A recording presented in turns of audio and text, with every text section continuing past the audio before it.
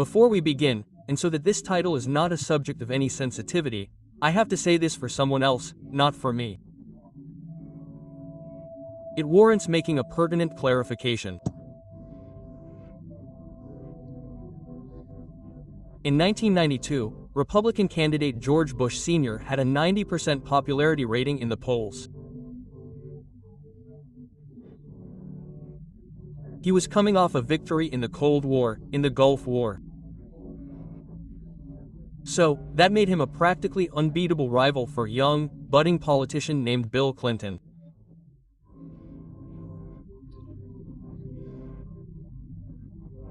That's when the Democratic candidate's advisor, candidate Clinton, James Carville, got the idea that what seemed to be Bush's strong point could be precisely his potential weakness.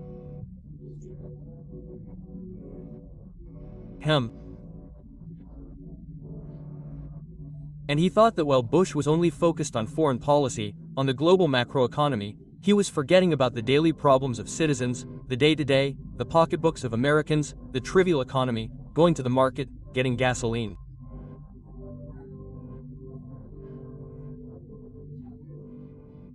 That's when Carville hung a simple reminder in Clinton's office with 3 basic points for the campaign. Number 1 was change versus more of the same. So the first issue had to do with change or more of the same if they kept voting for Bush. Second, don't forget about healthcare.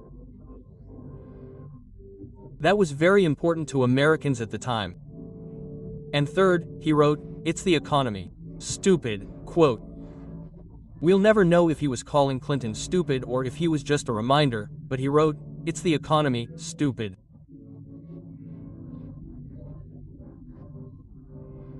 And this last phrase, although it may sound shocking, although it sounds strong, unofficially became one of the most successful slogans in history, in addition to taking Clinton from a governor's chair in Arkansas to the Oval Office, to the White House.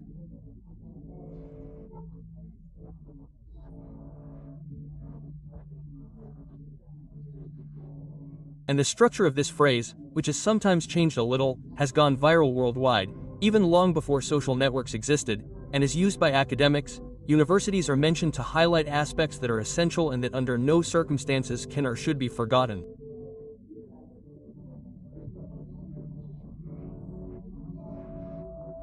So today's title is not a banal license on my part, much less something hostile, but a completely plausible phrase, a phrase that has meaning and is a self-reminder.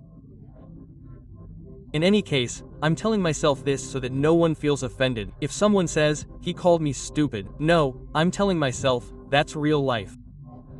Stupid, because it does me good to remember that that's what led Clinton to the presidency at the time. Having said that, I would like to share today's message with you, and as I also announced on social media, you probably won't like it.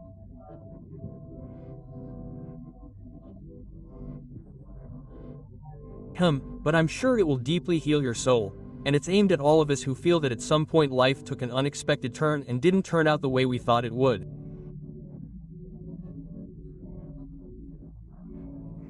There are times when one looks in the mirror as an adult and says, what I'm experiencing, what's happening to me, has nothing to do with what I dreamed of as a child. And just like the calendar, life also has its seasons, life has its seasons. Well, it's not exactly the same as the calendar, is it? Because the calendar is predictable and follows an order. Tuesday comes after Monday, December comes after November, winter comes after fall, but real life doesn't work like that. In life, the seasons can change in just a minute, in just a moment. Suddenly we were living a summer, a spring, metaphorically speaking, and we end up in a bitter, cold, icy winter. The seasons can change with a phone call, with a text. And we don't have a warning forecast. Something that tells us, so far your marriage is going well, but starting Monday it's going to go south. High chances of dark clouds over your finances. What we would give to have a forecast like this, like the weather of life, right? Your son will go into rebellion in a couple of months and 3 days to be exact. Handle it with care, it would be wonderful, but most of the time nothing, and no one warns us that in the middle of a clear sky a shower, a storm can fall. That's life. Live long enough and you will have your share of storms. And all of us, at one or more times in our lives, experience a devastating loss. A member of our family, a loved one, a friend, dies suddenly. Our spouse has an affair with another person and we find out. We find ourselves alone after a painful divorce. We are diagnosed with a tumor, cancer. Our child is born with a serious disability, and then infertility, bankruptcies, broken friendships, memory loss, etc.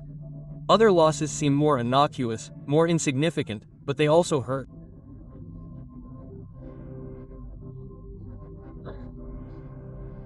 They do not necessarily have to be so tragic, but repressed or denied, these small losses also crowd our souls like small heavy rocks that later end up weighing down our heart, and our skin begins to wrinkle and age.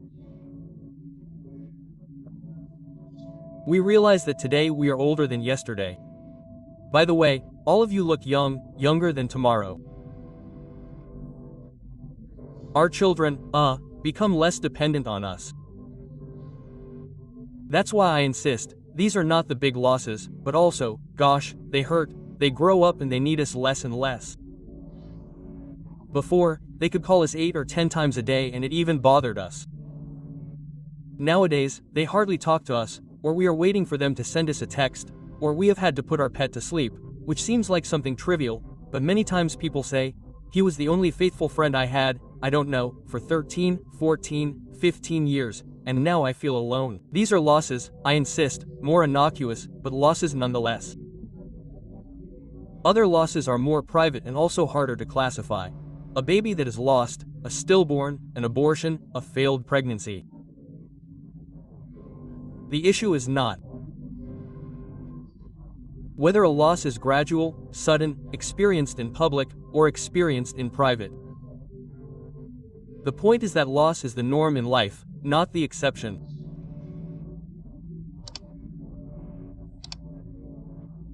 If one lives, one loses things, not just youth, energy, strength, loved ones, friends, relationships, and I know that our stories and temperaments are different and that each of us will respond to these losses, to pain, in a different way, because we are wired differently, but what we cannot, under any circumstances, is ignore it. We cannot ignore the pain, say, no, no, no, no, it's not going to happen to me. No matter how victorious we may feel when we are children, one of the greatest gifts that God gave us is that our mind creates a kind of defensive barrier to free us from pain.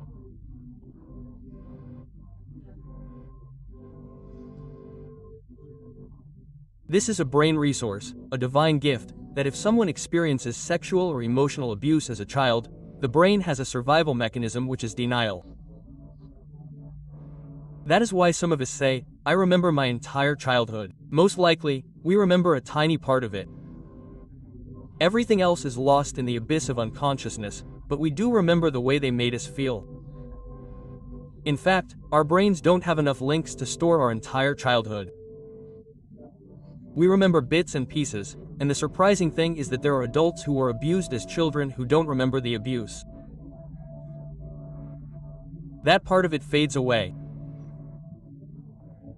Avoiding suffering in the mind allows the child to endure those painful circumstances and survive emotionally. However, the transition to adulthood does not require us to mature and overcome those defense mechanisms of denial, because at some point we will have to face real life. We cannot live like children denying everything negative. Jesus said in John chapter 8 verse 32, "And you will know the truth, and the truth will set you free." However, sometimes we reach adulthood and many of those childhood defense mechanisms are still there to protect us from pain. And when you carry that from childhood into adulthood, it's harmful. In fact, it's polluting, it's toxic. Number 1. Sometimes we numb the pain. I'm talking about as an adult. We don't numb it with a bottle of whiskey, with tequila, with drugs, with whatever, with an hour or two of pornography, with casual sex. Number 2. We deny it. We pretend that it didn't happen. Do we think that our pain isn't going away? Or do we come up with a plan so that no one notices that we're suffering? Number 3. We minimize it. There are people who minimize it. They say, no, it doesn't hurt, it'll pass. There are others who suffer worse than me. Our parents used to be like that. My dad would say, no, there are people who are worse off. I would say, there's no one worse off than dad. Well, he would say, there are people who are worse off. I can't complain. Number 4. We bury it. We hide pain under a calendar, under a schedule full of activities, because the busier we are, the less time we have to think about what is wrenching our hearts. Number 5. We punish it. There are people who punish themselves with pain. We hurt ourselves, we whip ourselves, we self-flagellate. We don't use whips, but we use rules, painful penances disguised as religion. That's why there are people who love going to church often, not because they love God, but because penance calms their conscience from the pain. Father, I have sinned. I almost hit my son. I hit my son. 3 Our Fathers. I kissed my mother-in-law. 70 See Mary. Whatever, as long as it hurts less, right? Number 6. We avoid mentioning pain. We never bring it up. There are people who keep life very superficial and cross their fingers that the monster of the pond of pain stays deep inside. I always say, show me someone who laughs all the time and I'll show you someone who's trying to ease the pain. Laughter is wonderful, but I'm talking about the one who laughs even at the funeral. How are you? Good. The one laughing like the Joker has a problem that they're trying to ease. No. Number 7. We deflect the pain. We lash out at our children in fits of rage, we take it out on our spouse, we yell at the employee or another driver. Number 8. We neutralize the pain. Some people neutralize it, deciding that they're never going to get hurt again. We create the perfect family photo, we reinvent ourselves into an avatar for public consumption, and we live for social media. Whatever we do to avoid it, the real life mix comes with its share of pain. That's why I started today by saying, you're not going to like it. Because that's when a doctor gives us the right diagnosis. If someone is sick, we don't want to be told, just take an aspirin. We may not like it, but pain is part of life's routine. I told you that a couple of times in elementary school I met a classmate, a boy who suffered from a degenerative disease. His name was Fernando Valente. The last time I told the story, I couldn't remember his name. Finally, someone told me his name was Fernando. I knew his last name, but I couldn't remember his first name. This little boy's spine was crooked, and every year his arms and legs would shrink and bend more and more. He was the noblest and purest boy I ever knew. And I felt very, very identified with him because we were great friends. When we met, it was as if we had many things in common, and no one would approach him because he was the crippled boy. I didn't have any degenerative disease, thank God. But instead of a spine, I had a bent spirit, and somehow I felt empathy with him as if we were both crippled. He had my legs and I had my soul. And Valente should be my age now. If he's still alive, he must be my age if he's still alive. I haven't seen him again, nor have I come across him on social media since we finished elementary school, since that hot December in Argentina in 1982. It's hot in Argentina in December, I wasn't mistaken. I don't know what his life has been like or what he's doing now, but I'd like to think that he has at least one fond memory of having a true friend during the 4th grade. At least I do, and I believe that as we grow up and become adults, we start to minimize our empathy for the pain of others. Even our own pain threshold becomes too low. But God often uses pain to make us grow. Pain makes us resilient, pain makes us strong. In fact, pain is a great teacher, a great master. I always say, show me a cancer survivor, a lady who survived breast cancer, and I'll show you a woman who never makes a big deal about stupid things, who doesn't make a big deal about crumbs, because the dog peed in it, because the mother-in-law is coming. I don't know, she doesn't make a big deal about that. Because when she felt the fetid aroma of death and survived, she realized that her order of priorities changed. Now, the good news is that heaven is a place free of pain, right? But on this side of the south, pain is guaranteed. Between here and there we're going to suffer. That's part of life. And you'll say, and what encouragement does that give me? Before they commit mass suicide. This is something we have to remember, especially those of us who believe in God, because otherwise I would be being a con artist. If I tell you, because you're a Christian, because you believe in God, you're not going to suffer. And what's worse, we're going to hurt a lot of people by perpetrating the lie. If you're going through a crisis, it's probably because you lack faith. Last week I interviewed a beloved artist who told me, I lack faith in life. Could it be that God doesn't love me? I told him, no, we all lack faith at some point. But that is a distorted doctrine that doesn't work for anyone. No matter who says it. God is not a jukebox that will give us the soundtrack for our lives whenever we put in the right coin. That is ridiculous empowerment. It works for those who pay a fortune to listen to Tony Robbins, Kala or Daniel Jav. But that is not real life. Real life brings complications. So, it is not about repeating little phrases, flying, roaring, that things will go well for me. It even works for Herbalife multi-level marketing, but it does not work for real life. I have nothing against Herbalife, don't look at me, what happened? I have nothing. Apart from that it causes diarrhea, but no, I have nothing. Now it will not sponsor us in life, in fact they do not meet here anymore. Now, those doctrines have hurt thousands of people who come to a simple conclusion. The reason my son died, the reason my marriage failed or why we lost the house is because I did not have enough faith. This goes further, beyond an everlasting cruelty. It is an insult to our intellectuality, it is an insult to our common sense.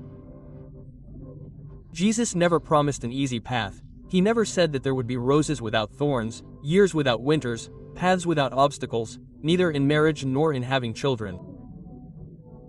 We are all going to go through difficult situations. In fact, Jesus said quite the opposite. He said, in the world you will have tribulation, but take heart, I have overcome the world. But there will be problems.